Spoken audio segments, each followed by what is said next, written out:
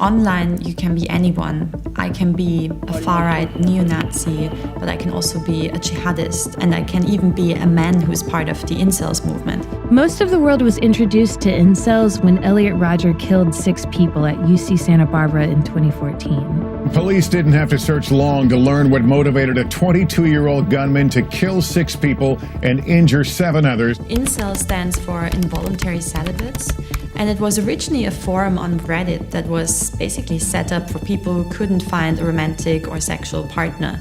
The Toronto van attacker posted a reference to Elliot Rodger online. He wasn't part of a terrorist group, but it may not be as simple as suggesting he was a lone wolf. I think it's extremely scary that literally anyone could get caught up in an extremist movement, could get radicalized and exploited by extremist recruiters.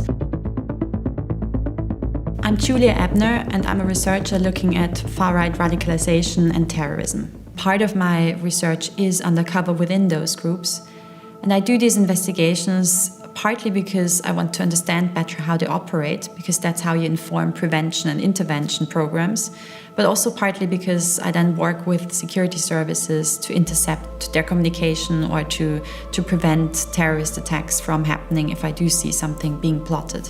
I actually initially started looking into jihadist terrorism when ISIS was at the height of its power, but then I saw that there was a strong backlash from the far-right side of the spectrum, so I looked deeper into the far-right's online subcultures and saw that they were really gaining traction, especially among young people.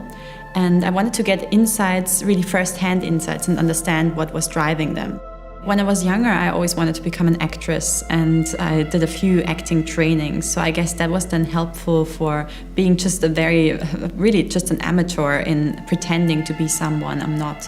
But it helped me to for example, to fool neo-Nazi groups or also jihadist groups into thinking that I could be one of them. For my research, I went undercover on the one hand with ISIS hacker groups, but also with American neo-Nazis, with German far-right extremists, identitarians and white nationalists, also with misogynist groups, and with conspiracy theory groups such as QAnon. A lot of people wouldn't really make the connection that actually neo-Nazis and far-right extremists are very similar to jihadists, in the ways they operate, also in the ways they think, but especially in the ways they use new technologies.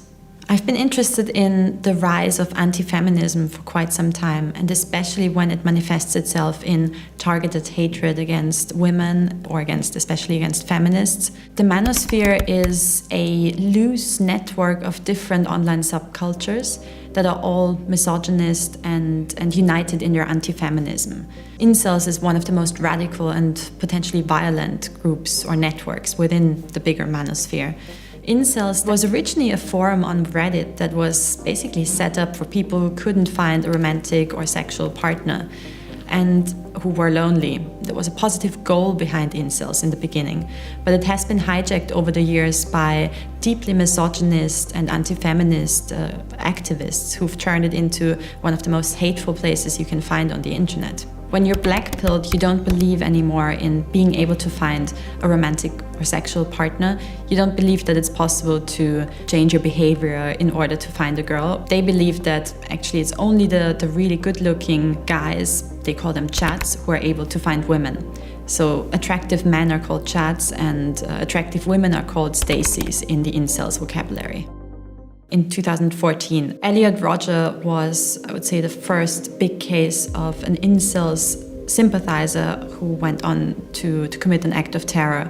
The nearly 10-minute rampage ended with a final gun battle with sheriff's deputies. In the end, Rodger and 6 others were killed. He became the hero for the whole incels subculture. So he's still cited, his manifesto is still quoted by new perpetrators of the incels movement. He posted a 141-page manifesto, mostly blaming women for not having sex with him. He also published a video in which he said that he hates all women, that he wants to take revenge on women for not having sex with him.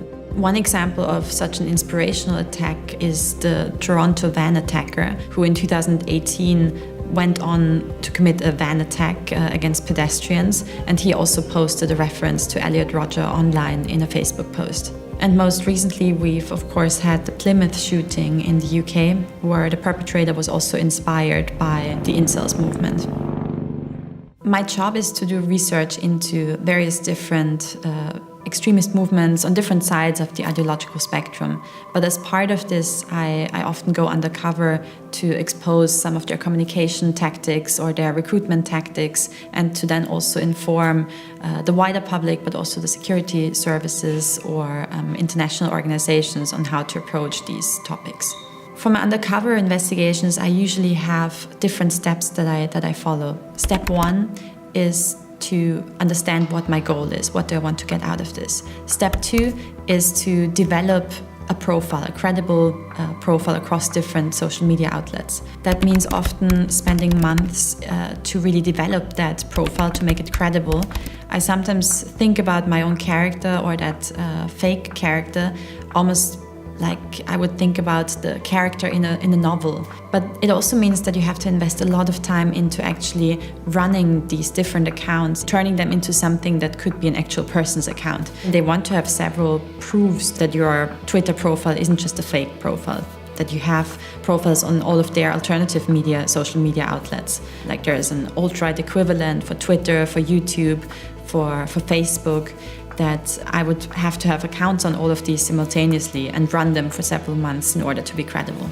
And then some of the groups have very rigorous vetting procedures. So for example, when I joined a neo-Nazi group in the US, I had to actually submit the test results of a genetic test to prove that I'm white or to prove that I have no foreign background. Step three is to learn the language of the community. And it's important to almost learn that language before reaching out to the recruiters or to other members, because otherwise they would already be suspicious because they can immediately identify you as an outcomer. An example would be the incels movement, where you have a whole list of terms that they use that you wouldn't know as an outsider. You wouldn't know what a Chad or a Stacy is, or what the derogatory terms are that they use to describe women, or that you have to be black-pilled in order to be part of that community. And step four is to reach out to other members. And step five is to really get deeper insights and to gather information from the inside. One of the key findings from my time within incels was that they're all deeply vulnerable individuals, and they've all had a past of either traumatizing experiences or of just really a lot of sad experiences that happened during their youth or during their childhood even. All of the incels that I spoke to or that I had conversations with had an extremely low self-esteem. So they also talk a lot about how to maximize their looks. It's called looks maxing. There's a whole forum on that where you can do different types of surgeries. They have this ideal picture of what a man should look like in order to be successful. And some of them also no longer believe in any of these looks maxing strategies. So they've given up all hope, and what you in incels language would call they lay down and rot. They've basically decided that their life is no longer of any value, and then they resort to either committing suicide or they resort to planning acts of violence against women to take revenge on the people they blame for their lack of sexual experiences or for their inability to find a romantic partner. I do think it's possible to de-radicalize them, but in order to inform good de-radicalization strategies or intervention strategies, we need to have really good knowledge of how these communities operate and what's driving the members. So I think there is value in going undercover with them. The other part of the story is, of course, intercepting their communication if there is an attack that's being plotted or if there is an announcement of violence, and then forwarding it to the security services or forwarding it to the tech platforms that shut down their accounts. And I do think that's really important, and that's also what keeps me motivated in this job, that I think you can have an impact, however small it is, especially in doing investigative research in this area.